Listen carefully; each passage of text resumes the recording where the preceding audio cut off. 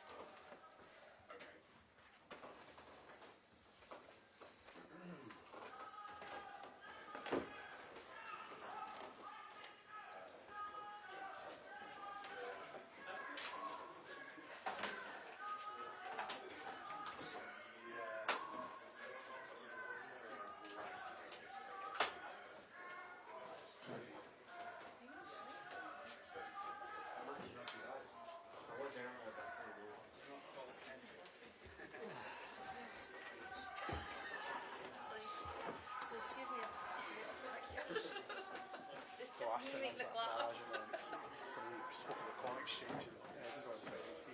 I walked in and the protester beside a guy looked me directly in the eyes about, you should be ashamed of yourself. And I was like, I just had to stop and go, and the guy, he actually apologised. Yeah. Like, most of the time they double down. I know, like, I know. You should really be ashamed of yourself. Oh yeah, I think that was 6 years ago. The correct answer is you've been speaking to my mum again. That was 6 years ago. I don't think he would apologise now.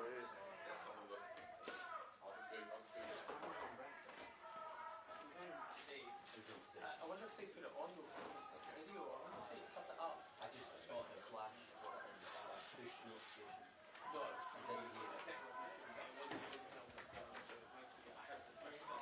Fantastic. Fantastic headline. Near the Bahamas. I mean, Near enough.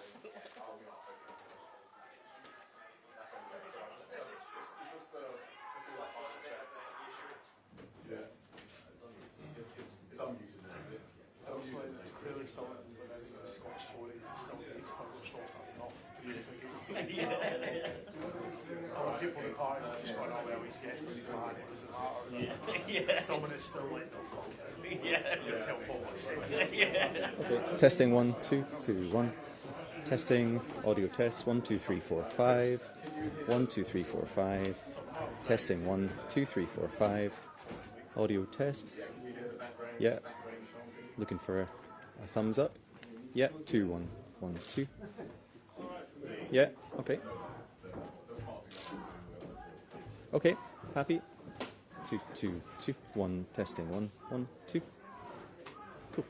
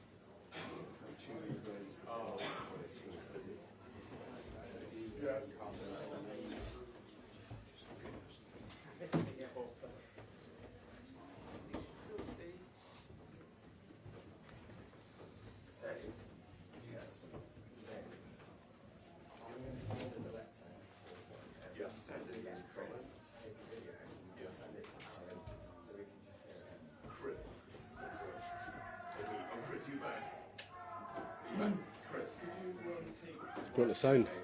I'm okay. Thanks.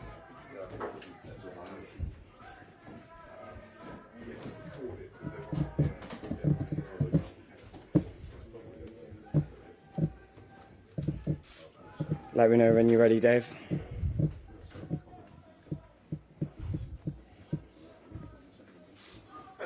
Yeah. Yeah, absolutely. So, press conference is due to start soon. So we're here in Aberdeen today. Yeah, the weather's very nice. The sun is out. The sea is clearly in view. So yeah, we're just doing a little press conference today. We'll be joined by Nigel and also Richard Tice. Yeah, so we'll have quite a lot to say, a lot of information being given out today. So hopefully we'll start imminently. So thank you.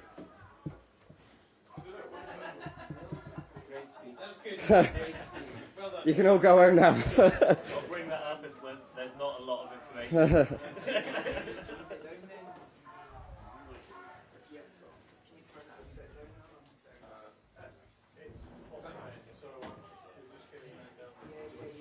So let me know if you need me to.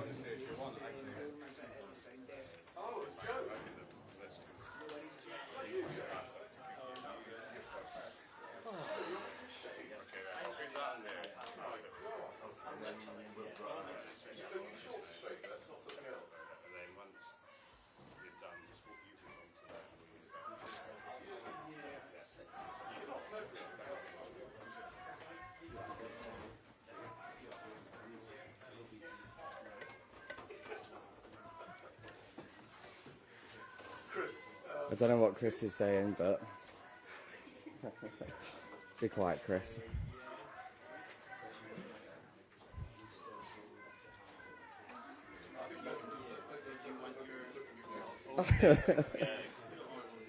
I know exactly what Chris is saying.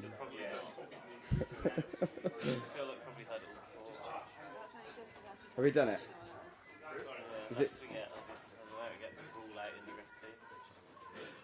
I'm not enjoying this, Chris.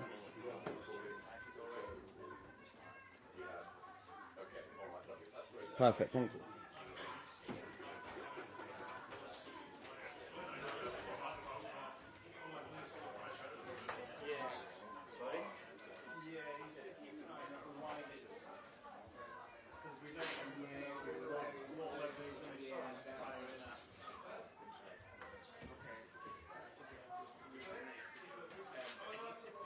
Bill, hold your bill, sorry.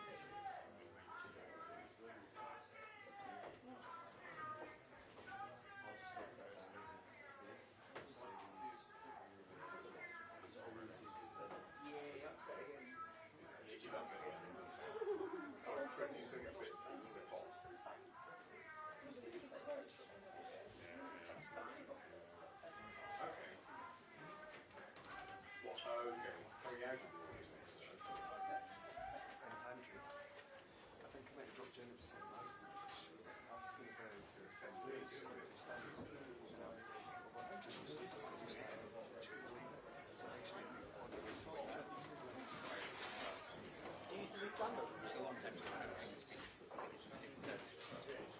Not as funny anymore. well, she found it very funny. She couldn't wait. I can't wait to see her next. Did you do a fringe run? Did you? How was it? I went to see her. It was good. Oh, really? It looks brutal. Were you standing out on the street with handing out flyers and stuff like that? Yeah, but well, good on you for giving it a go, isn't it?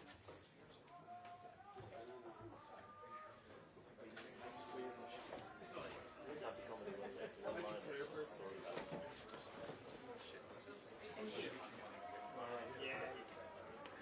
Well, Richard Gadd did that, didn't he? Now look at him. The most influential man in British TV. Yeah. Apart from the fact that it's now being sued. Yeah. That's half The break of losing huge sums of money. Yeah. Well, no, Gad's in the break as well. I think, wasn't it how Netflix marketed it?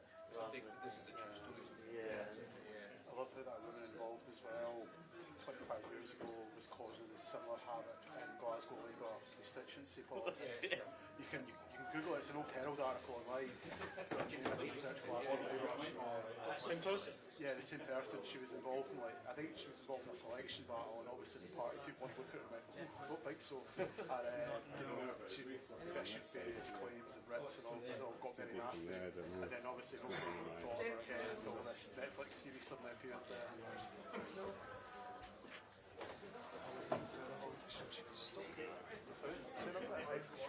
Yeah, I forgot about that.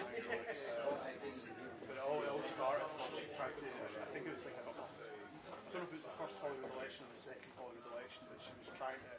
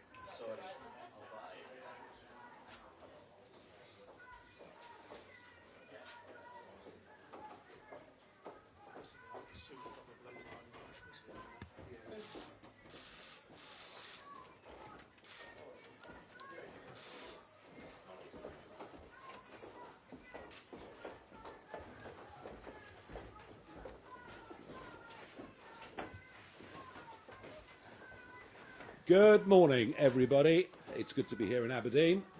And congratulations on beating Celtic last week. No doubt it's been a week of some celebration. Clearly some Aberdeen supporters in the audience.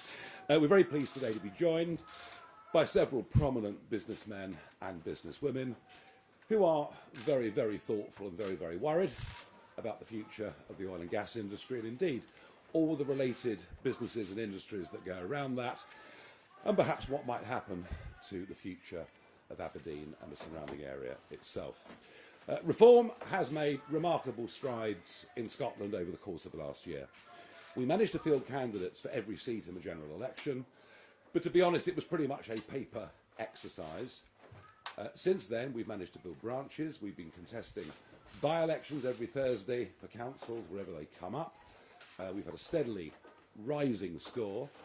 We, if you believe the polls over the weekend, are beginning to eclipse Labour to be the second most popular party in Scottish politics. And of course, we have the Hamilton by-election taking place this Thursday. But the purpose of this visit, and I guess it was really the news that Harbour Energy were laying off yet more people, the fact that this industry is in serious decline, and that to a large extent it is wholly unnecessary. These are decisions that we have taken here in our own country. The tax rate, the super tax of 75% that was imposed by the Conservatives in the last time, in the last period of their 14 years of government, was a disaster for the industry. Labour have only added to that by putting it up to 78% and stopping the application of new licences. Yes, the oil price is low at this moment in time, but after 20 years as a commodity trader, these things do move in cycles. 2025 will be a year of record consumption of fossil fuels. We can con ourselves as much as we like. There'll be more coal burnt this year than has ever been burnt in the history of mankind. And the same applies to the use of gas and oil. Even the most ardent proponent of net zero has to accept the world will still be using oil and gas up until 2050 and beyond. And yet we've decided to sacrifice this industry as a consensus around net zero has emerged. Of course, I say net zero, it isn't really net zero. All we're doing is exporting carbon dioxide production. And into the bargain, we are seeing Scotland and many parts of England and Wales literally deindustrialising before our very eyes. Yes, there are arguments around new industries, but for every job created in a new industry, many more have been lost in conventional industries. We now have the most expensive energy prices, commercial energy prices in the world, and the whole thing is complete and utter madness. Richard, Tice and I have been standing up and fighting and speaking on these issues for many, many years. It's also worth adding, shortly after the Prime Minister's so-called EU reset, that if we look across the other side of the North Sea to Norway, not only do we see a country that has championed its oil and gas industry, a country that sells an awful lot of gas to us, a country that also has a 200-mile exclusive economic zone for fisheries. A 200-mile EEZ. Just imagine what anything like that would do for all these towns and cities on the east coast of Scotland. So whichever way we look, we're getting things wrong. They must be laughing themselves silly in Norway that now actually we have to import a significant amount of our electricity from them as well. It is almost, the madness of this is almost completely and utterly beyond belief. One of the reasons that we've been doing well in Scotland is we've been attracting some very, very good, fresh talent. There have been several Conservative councillors that have come to us, and there'll be a Labour councillor coming to us this afternoon when we get to Hamilton. But Duncan Massey has been not just a city councillor here in Aberdeen over the course of the last few years, but somebody who has spent 20 years working in the oil and gas industry, and it's my happy duty to welcome Duncan as a Reform councillor here in the city of Aberdeen today. Duncan, thank you very much.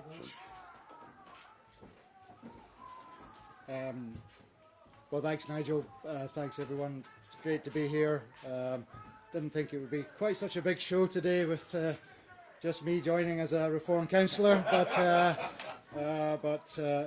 obviously my reputation precedes me. So thanks for that. You know, I've joined Reform. I think, like for most people, you know, real concern about the country, the whole country. You know, doesn't feel like it's working. We have a stagnant economy, stagnant wages. As Nigel said, we're deindustrialising pretty rapidly because of net zero. We can't control borders. We can't build things like energy infrastructure or houses or public services. Don't feel like they're working. We've got huge problems and we need massive and urgent change. And I believe that it's only Reform Party that can bring that change. And I think obviously we've got similar issues across the whole of the UK, but I think in Scotland, you know, we seem to be failing farther and faster with an incompetent and devoid of ideas SNP, a sort of entrenched and entitled SNP who've been in power for nearly 20 years, have done nothing but fail, but seem more concerned with the gravy train continuing rather than trying to improve things. And again, I think it's only Reform that can change this dynamic and move Scotland to a place where we can change policies. And obviously the main reason here in Aberdeen is the impact on the oil and gas industry of Labour and SNP policies. You know, it just feels like deliberate destruction of our industry at the moment. 78% tax, no new licences, large projects caught up in a regulatory limbo, and all at the same time all Labour and SNP have is gaslighting us with fairy tales about the so-called just transition. You know, as Nigel said, we've got low oil prices now. You know, it feels like it's going to be a bit of a perfect storm. We've seen some redundancies at Harbour. I think it might be a very painful time for the city. And frankly, I don't think most Aberdonians have yet woken up to just how badly we're being treated. And again, I think it's only Reform, by supporting Reform, that we're going to get the changes to our energy policies that we need. So that's my reasons for being here. Delighted to be here and look forward to increasing the Reform vote in Aberdeen.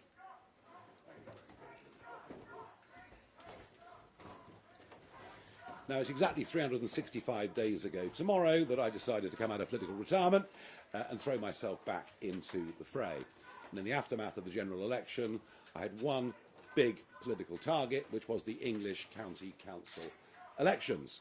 I wasn't very happy that in 9 of our strongest counties the elections were cancelled, but we carried on in what on paper were our weaker areas and achieved a great success on the 1st of May. But carrying the torch for the party here in Scotland over the course of the last year, repeatedly visiting and encouraging and helping these branches to set up and defectors to come across, has been my deputy leader, Richard Tice, somebody who also has spoken out for many, many years on the madness of our net zero policies. Richard. Good morning. Thank you, Nigel. It's great to have everybody here. It's great to be here in Aberdeen, one of the global centres of energy expertise. And it's no coincidence that when the UK economy was growing every year at 2.5 to 3.5% in the 80s and 90s, yes, we were extracting significant quantities of oil and gas, and Aberdeen and Scotland was doing very well. And it's an absolute tragedy that this energy treasure is essentially being left in the sea, or indeed under our feet on land, because it is a huge, huge opportunity. And the other tragedy, I've just come back from the Middle East, where they are extracting oil and gas as fast as they can go. And guess what? It's making them very wealthy. And we know that oil and gas is a proven winner. It's a proven winner here in Aberdeen, and it's been a proven winner for Scotland. And that's why I think the simple slogan that I coined, "Drill Scotland, drill." You know, if it ain't broke, don't fix it. We know it works, and we should be accelerating it. I'm perhaps a little less polite than Nigel. I now call it net stupid zero. I think it's the greatest act of financial self-harm ever imposed on this nation by people in Westminster. And it's not them that suffer. It's ordinary men and women families and children that suffer in our communities. And that's why we are battling so hard to turn this around. And we're very clear. Our ambition is to win the next general election. And we are polling, almost every poll now, we're polling ahead by 8, 9, 10 points. And here's the thing. If we scrap net zero, and that is our plan, then that is a great opportunity for the oil and gas industry that wants a welcoming government that creates a stable tax environment, a stable regulatory environment, and recognises the huge value that can be extracted from oil and gas. It is still hundreds and hundreds of billions of pounds in oil and gas offshore. There's hundreds and hundreds of billions of pounds also onshore from shale gas that we should be using. This is our treasure, and we should be using it rather than importing it from overseas, at which time you're also, not only are you deindustrialising our own nation, we're actually creating more CO2 by bringing it from America or wherever. So we've got this great opportunity. We need to change course dramatically. We need to do a complete U-turn, and we need to say to everybody, in particular the oil and gas industry, a reform government will be a government that welcomes investment, welcomes new licences, and we should get ready. We should get ready for those new licences to be granted and approved and to attract investment, equity investment, debt investment. We know it works. We know it's a generator of huge wealth, huge prosperity and huge opportunity, not just for Aberdeen, but for Scotland.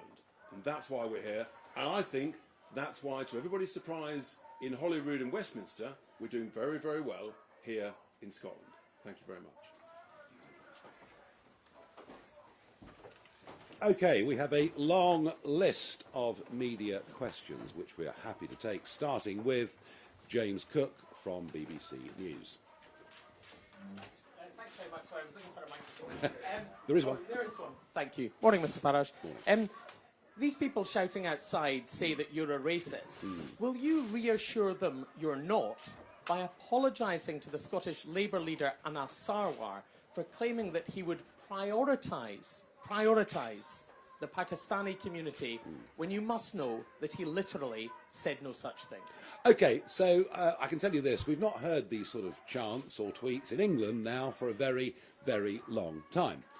And indeed, the First Minister, Swinney, was the one that started using this word yesterday in a deliberate, I think, and very, very provocative way. I would remind everybody that the chairman of the party is Scottish-born, but comes from parents who come from the Indian subcontinent.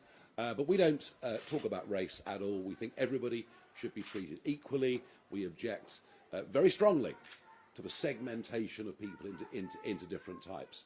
And I think, to be frank, that Mr Sarwar has a record of obsessing on this issue. There was the famous speech that he gave in the Scottish Parliament saying, why the judiciary white, why are these leading figures in Scotland white? A most extraordinary speech given the statistics and figures here. And actually, I think that speech that he gave was sectarian in its very nature. We are the South Asian community.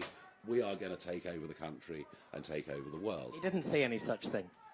Well, he did actually very, very clearly. He did not say that the South Asian community would take over the country or the world. He said, nor did he use the word prioritise. He said. Why can't I hear what you're saying, but why can't you just accept what he literally said and not mischaracterise what he said? We believe what he said was a form of sectarian politics, and we don't like it one little bit.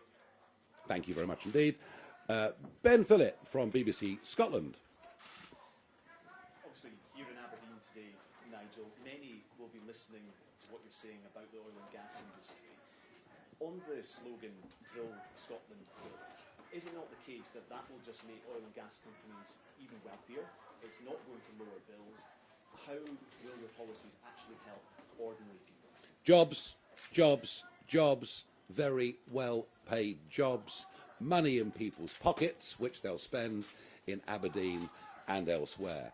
And yeah, big companies can make big profits. Big companies can make big losses. It works both ways. This idea that a political party either supports the workers or supports the private companies that put risk capital in is absolute nonsense. The two can't coexist without each other. And what is for certain in Scotland and across the wider United Kingdom is the public sector gets bigger and bigger and bigger, and our overall national finances means that we're getting poorer and poorer and poorer. And just look at GDP per capita over the course of the last few years. I know, but most of the oil and gas that is extracted from the sea just outside is exported.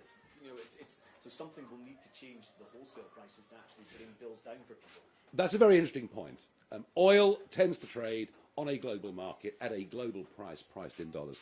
The gas market is completely and utterly different, and Richard knows a bit more about what happened in America with gas prices. Yeah, so funny, isn't it? We're told that gas is an international price, so why is the American price of gas about a third of the UK price? Why are therefore their electricity bills about a third to a quarter of our bills? I completely refute your suggestion that being reliant on oil and gas will not bring down bills. We know it will because it did.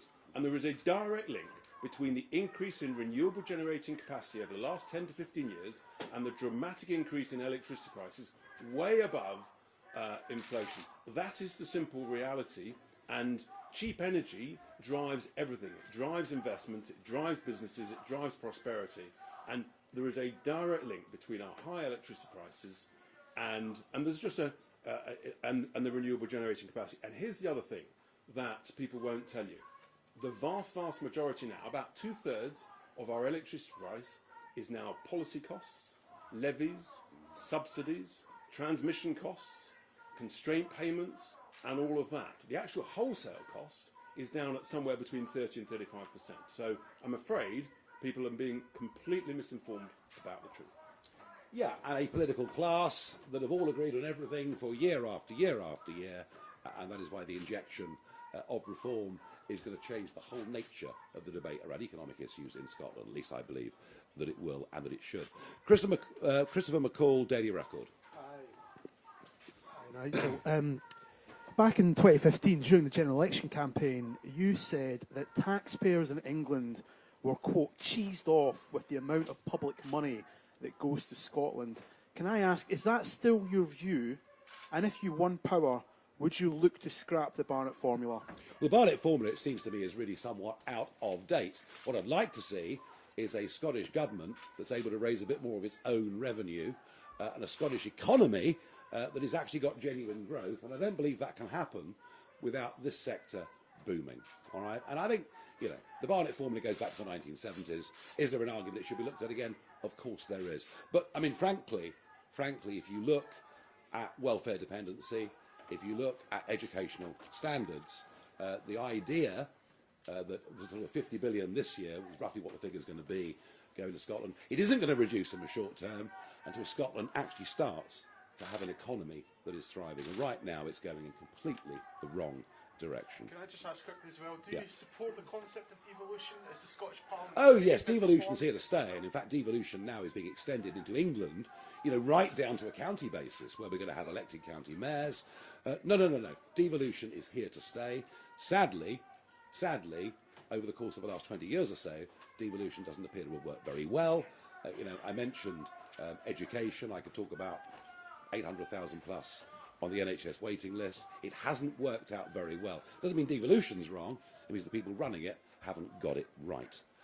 Tony Diver, Daily Telegraph. Right. Microphone. Oh. Thank you very much. You said yourself that reform has not been around in Scotland for very long. You said at the last election you ran paper candidates competing in this election. How long is it going to take you to build trust in Scottish people? How long do you think that by this time next year, when Scotland goes to the polls in the Scottish Parliament election, you could win a majority of the Scottish Parliament or even become the second largest party? Well, I think that if you look at County Durham, where we wiped away the Labour Party on May the 1st, if you look at Staffordshire and Kent, where we erased the Conservative Party, you see we were able in England, with lots of focus and effort, to build a fairly professional, in fact, actually, I'm going to be honest, very professional campaigning team with a good list of vetted candidates. In Scotland, I mean, to be frank, Scotland has not had much resource, but some very energetic, good local organisers, some great new people of talent and real-world experience joining us. I don't see any reason why we can't do exactly the same thing here. You know, I mean, I accept the SNP have a very, very solid baseline vote. I think the Conservative Party in Scotland will wither away. It's frankly serves no purpose. And I think the conditions for the Labour vote in many parts of Scotland are not dissimilar to what we saw in County Durham. So, yeah, I'm very optimistic we can make a big run at the Scottish Parliament next year. We've got a lot more to do. You could say right now the party in Scotland is a movement. It's a teenager, hasn't quite yet reached maturity. Maybe the result on Thursday will be the thing that actually gets us to full adulthood. Thank you very much indeed. Simeon Kerr, Financial Times. Sorry, not here. Okay. Ashley Maguire, GB News. Good morning, all three of you. I'm just curious to know what your take is on the role reversal between what was shy reform and then brash, confident nationalists here in Scotland. Now it's very much the other way around. We're seeing people coming out not afraid to voice their support of reform, while the nationalist conversation, especially that around independence, is filtered away a little bit. Just wondered what your take on that and whether that was going to be enough to take you through next year's Holyrood election. Yeah, I think it's a very interesting point you raise. You know, before a sort of general election last year, you probably wouldn't tell the neighbours you're going to vote Reform in case they thought ill of you. If you said I'm voting Reform, it's all like coming out. It was a really big thing for you to do and something that might cause you, you know, a little bit of friction. What I now see, what I've seen in other parts of the UK, and I believe, I already know that our canvassers are seeing on the streets in Hamilton are people, yeah, people are absolutely saying, yeah, we love it. Why are they so vociferous in their support for reform? Because they believe that everything's broken. It was really what you talked about earlier, that things don't actually work anymore. And they see us as the bright new hope that can come in, and because we have the courage of our convictions, we can turn things around. So there is actually a great sense of optimism around our supporters. Many of the media will say it's just a protest vote. It really isn't a protest vote. These voters that are voting Reform are not just sticking two fingers up. They are actually saying positively, affirmatively, you can turn things around. As for the nationalist vote, look, I'm less qualified to comment. All I would say is that the SNP don't seem to respect the results of any referendums, be they Scottish referendums or EU ones. And whilst this seesawing that's been going on in Scotland between Labour and the SNP has now reversed the other way since the general election, I'm not actually sure whether the depth of support for the SNP hasn't been more of an anti-Labour position in the absence of an alternative, and that's what we are going to try to provide. Do not underestimate over the course of the next year that we can get people who previously voted SNP voting for us, because I genuinely believe that we can. Gina Davison, LBC. No show? Fine. Dave Galloway from North Sound Radio. Thank you, Nigel. Good morning. Good morning. I want to ask for your reply to the assertion that SNP Westminster leader Stephen Flynn has made about your views. He calls them short-sighted stupidity and says you shouldn't be allowed to do to Aberdeen what you've done to the UK economy. Well, he's entitled to his opinion.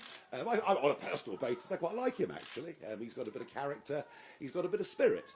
And somebody, we get on rather well with him, actually. We have a bit of fun with them. They sit right in front of us. We just don't happen to agree.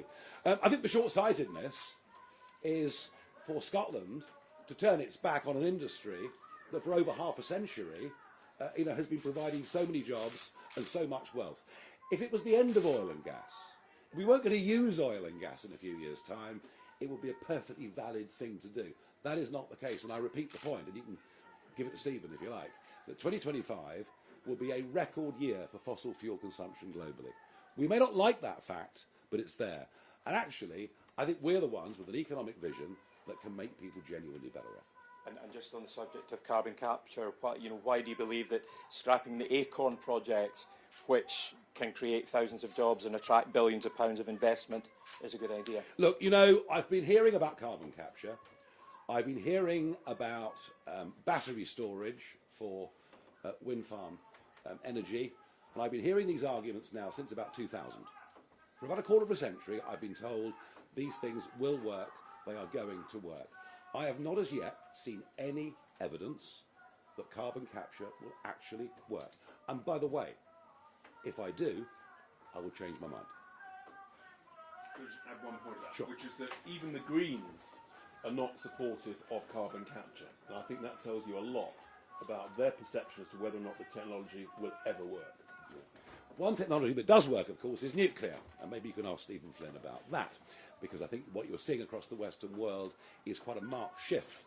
It started in America, we're seeing it in Europe now as well, quite a marked shift of public attitudes towards nuclear energy, given that it gives continuous baseload power 24/7, 365 days a year. And we certainly think that the development of the small modular nuclear reactor, I mean, every submarine's got one, we haven't quite got there yet with it, but I think that probably long term, in terms of reliable energy, is going to be our salvation, because I don't want Scotland or the United Kingdom to go through what Spain has just been through. Spain, who of course have boasted about having the highest level of renewables of any country in the world. Thank you very much indeed.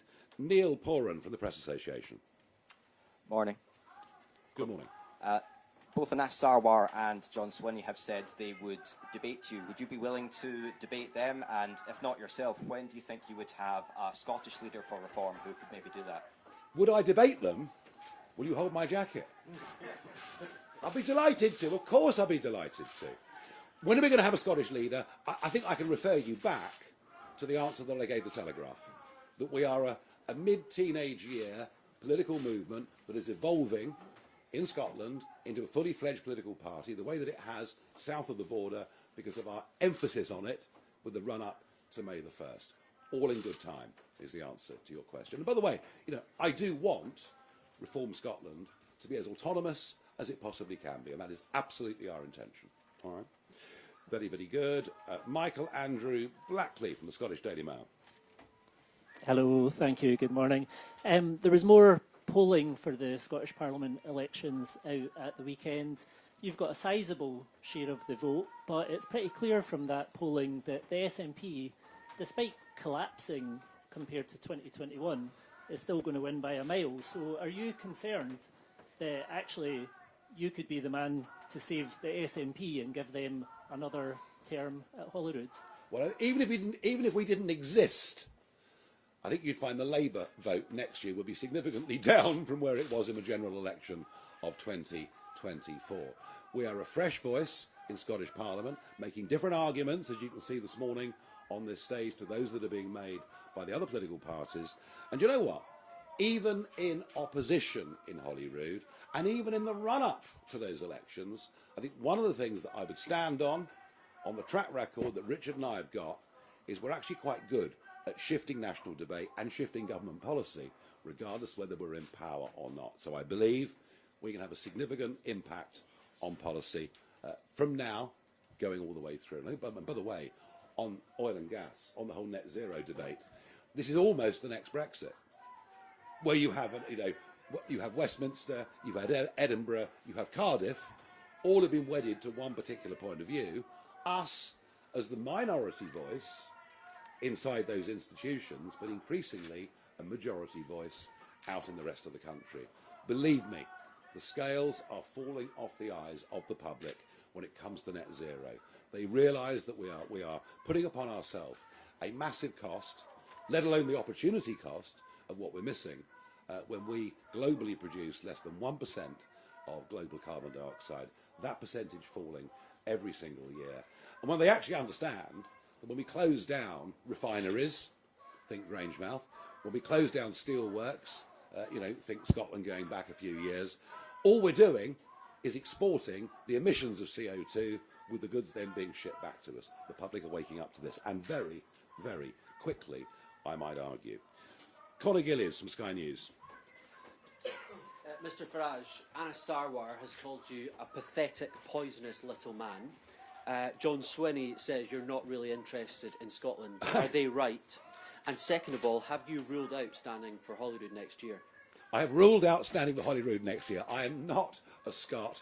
Beyond playing golf and attempting to catch salmon and a few bits of family, I don't have Scottish connections.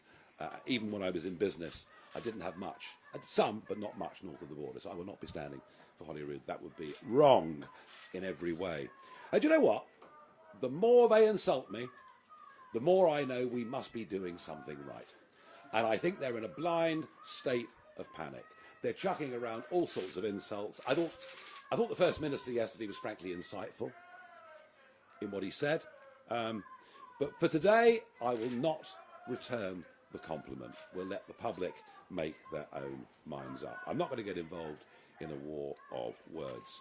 But do you think you started that by mischaracterising Anna Sarwar's words, just to follow up on what James said earlier? No, Mr. Sarwar seems to be obsessed with race. You know, I've mentioned this already to the BBC man sitting on your right. Speeches in the Parliament about why is everybody white? You know, what's wrong with Scotland? And we just don't see things like that. And I think that speech was a sectarian speech. Do you know what the context of that speech was? I don't know. So you're putting... Oh, yes, I do. It was independence. Independence. Pakistani independence. Yes, it was. Yeah, OK, I get that. I get that. But... The speech in Parliament was about Pakistani independence. I think the speech that he gave, when he talked about the South Asian community and what we can do. I think our view is that we ought to be as colourblind and as race blind as we possibly can be. You know, people have their own private practices and religions. With respect, though, you're the party that are putting out videos about race. Well, we didn't start it. No, you asked me, did I start it? No, he did. Of that, I have no doubt at all. Stephen Brown, STV News. Morning. You've come here spoken an awful lot about oil and gas, very little about renewables. What is your investment plan for renewables? Indeed, for the 50,000 people in Scotland who are now directly and indirectly employed in renewables, some of them will be concerned about your rhetoric around net zero and what that might mean for their future jobs. Well, I don't mind renewables. If renewables work and can stand on their own 2 feet, that's fantastic. But at the moment it can't, it never has done, and it's directly contributed to energy bills being, as I've said already, the most expensive industrial energy in the world, which is disastrous throughout all levels of industry. So if renewables can stand on their own 2 feet, good, but let's not con ourselves. You know, these wind turbines aren't being made here, these solar panels aren't being made here. I think there are some very serious questions. Going ahead, as I've answered already to local radio, you know, if we can make these renewable energies work, if we can make, battery storage, if this stuff can work, fine. And investment will continue to go into those areas. But to make ourselves too reliant on intermittent energy would be a massive, massive strategic mistake. And you've spoken about the idea of oil and gas licences in the future, potentially requiring an equity stake within that from government. Yeah. How much taxpayer money are you willing to throw at oil and gas licences in the future, which by their very nature, as the oil and gas declines in the North Sea, will become far riskier? Yeah, there is risk to it. There is this, but the rewards are absolutely enormous. Just look at the way Norway's approached its whole industry.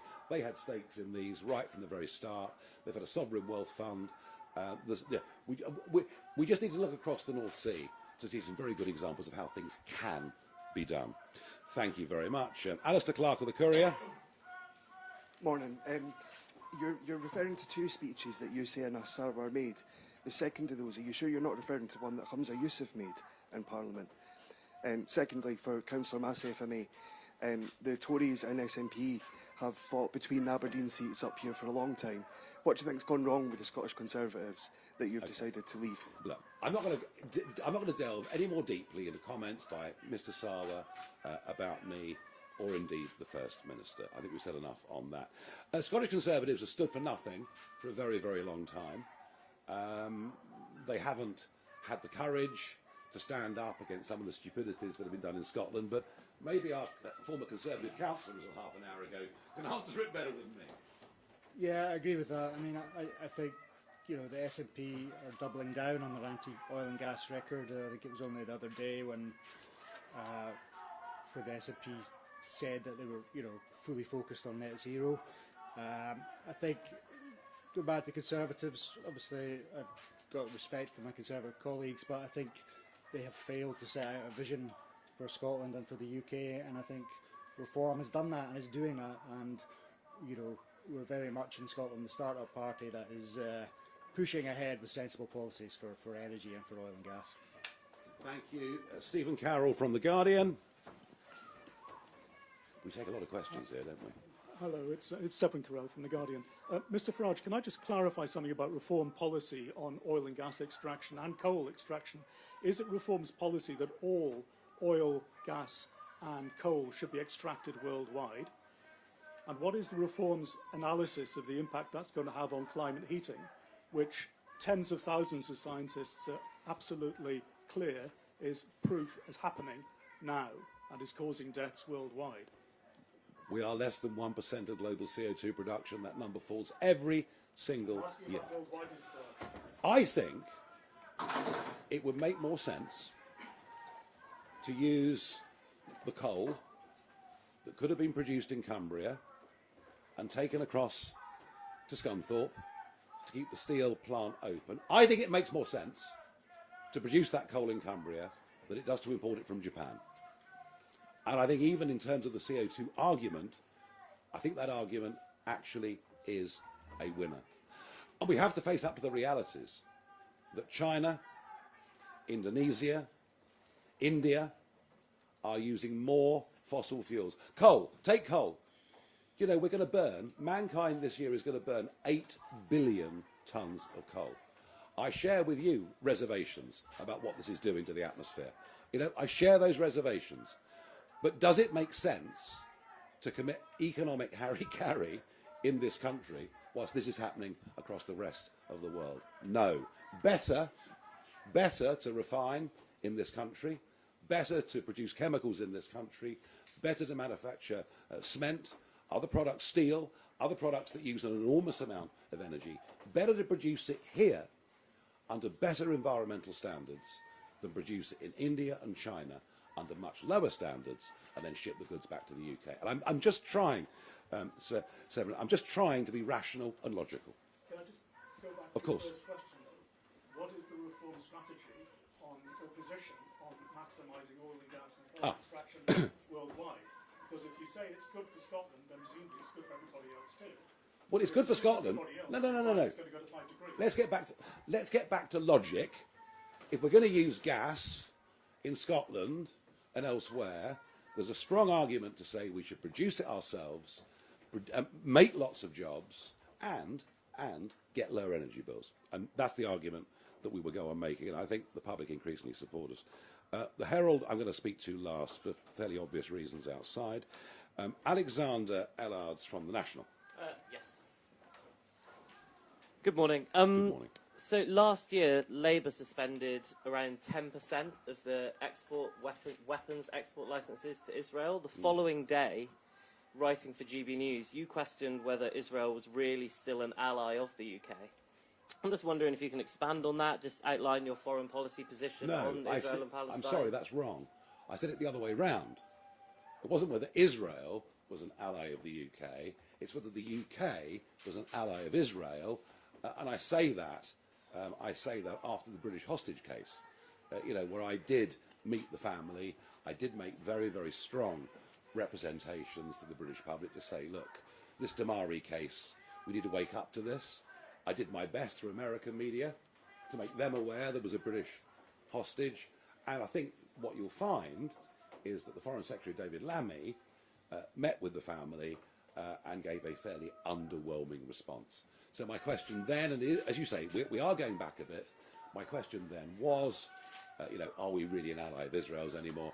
I know that since then things have deteriorated, and even some of Israel's strongest friends in the world are asking some quite serious questions. I guess that's my question then. If you were at the head of the UK government, what would your position on Israel and Palestine be? Would you label their actions in Gaza a genocide? No. Would you suspend all arms licences? No, I wouldn't. And I think we have to get back to a fundamental fact that what happened on the 7th of October was the most appalling barbarism committed by an organisation who say they will do it again and again and again. No easy answers, I accept that. I'll just say one more quick thing, if I may. Very, very interesting to see some quite senior American generals over the course of the weekend, talking about the new EU Defence Pact, which Starmer is signing us up to. There are still more details to come, but when you get senior American NATO generals, retired, saying that an EU force is a distraction to NATO, I would suggest we should start to get very, very worried indeed and face the reality that in terms of defence, yes, of course, increased defence spending, provided it's procured properly, is a good thing and is very, very important and very necessary, a bit like paying the insurance on the house. Without the Americans, we are defenceless.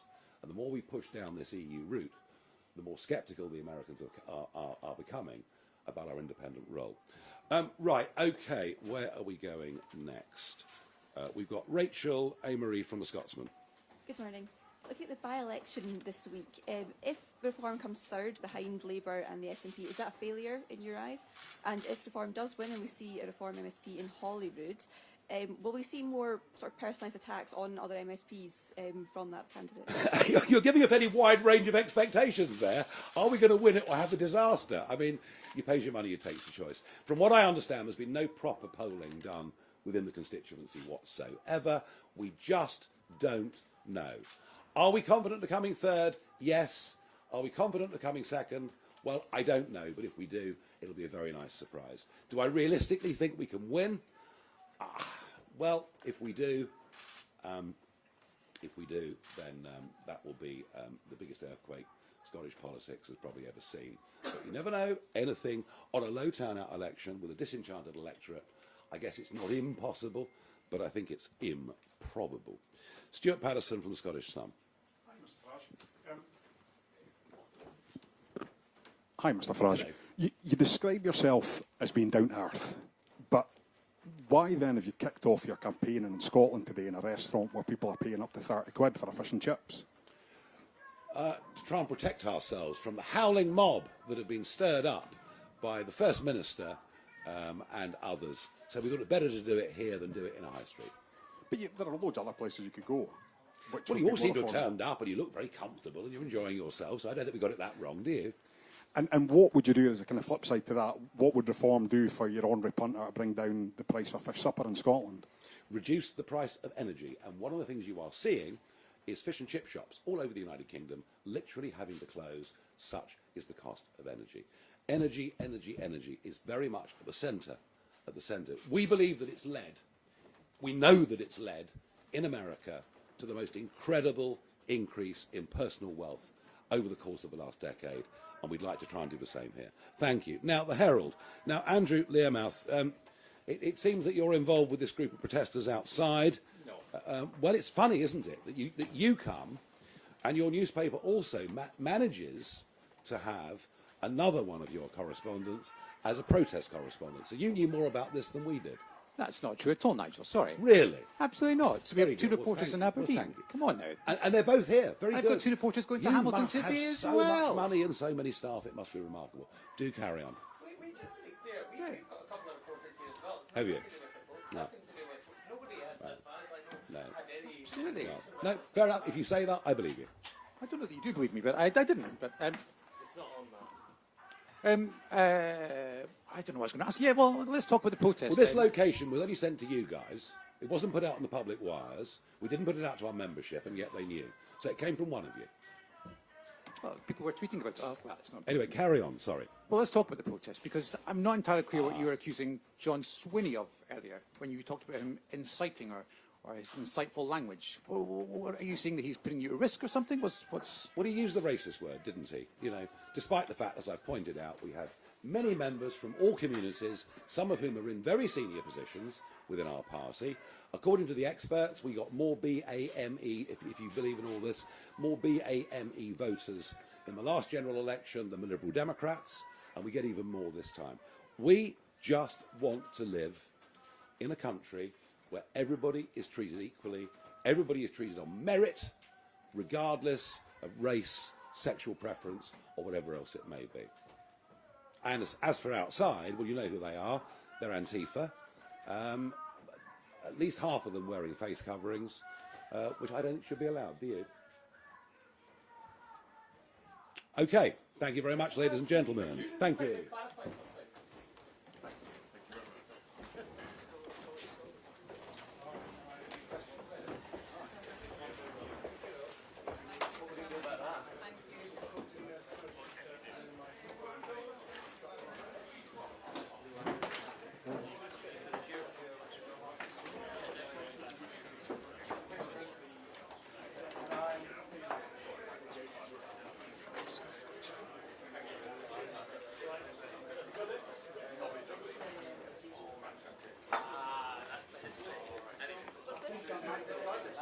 That's not acceptable though. We're going to freeze them out and get the SPCA to like write a lecture.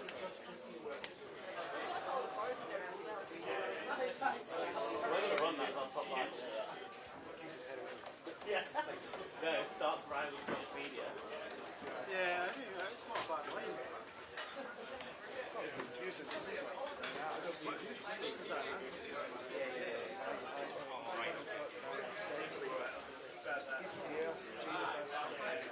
He's answering confusing too. And then he says, you know, that's speech switch. Yeah, that's right, that's right. And it's only 100.